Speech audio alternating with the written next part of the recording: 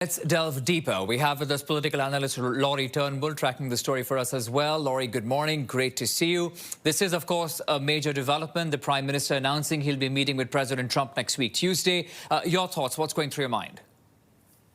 Well, I kind of to pick up on what Jeremy was saying, is there going to be something in his hands when he comes back?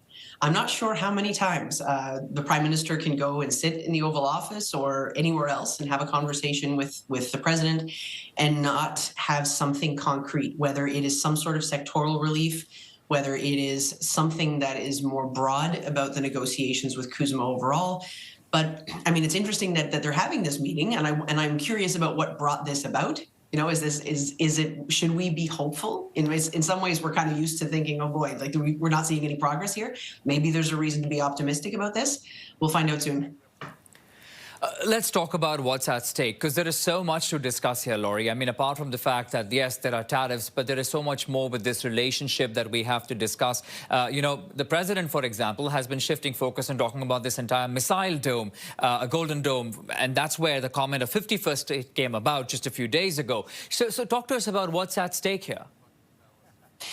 Well, I mean, I think we can see clearly on an economic level, this relationship between the U.S. and Canada has been extremely disrupted for months now. But yet, you know, as many have pointed out, we still have most of our trade coming under the CUSMA deal, and so therefore not affected. And I think one thing we really have to be worried about is whether that's going to last, or whether the upcoming review of CUSMA could find that actually the president isn't interested in carrying this on, you know, in any real good faith. That's why his 51st state comments really stress me out, because I think everybody's been hoping perhaps he'd stop saying that once Prime Minister Trudeau maybe that was a Prime Minister Trudeau thing, and he doesn't say that with Prime Minister Carney, but no, apparently he does.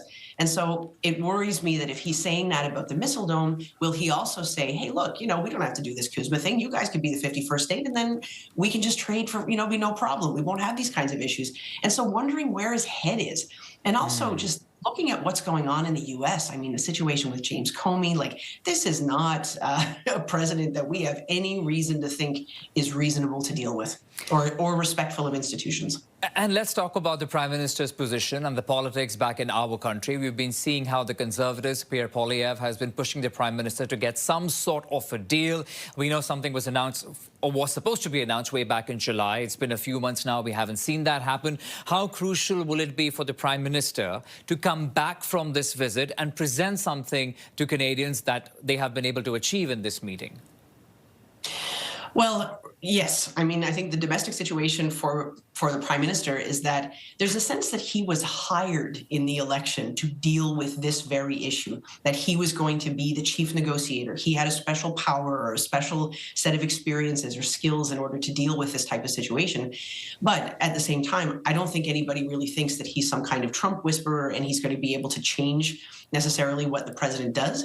And so I think the expectations of him are not just about dealing with Trump, it's also about dealing with the fallout, dealing with the economic realities if we aren't able to get a deal with Trump. At this point, it just doesn't seem like, I don't know if we've made any progress at all with this. I don't know if any of these talks, any of these missions that delegates have gone down, including Minister LeBlanc, to go and have these conversations, is there any reason for us to think that there's going to be a breakthrough moment now?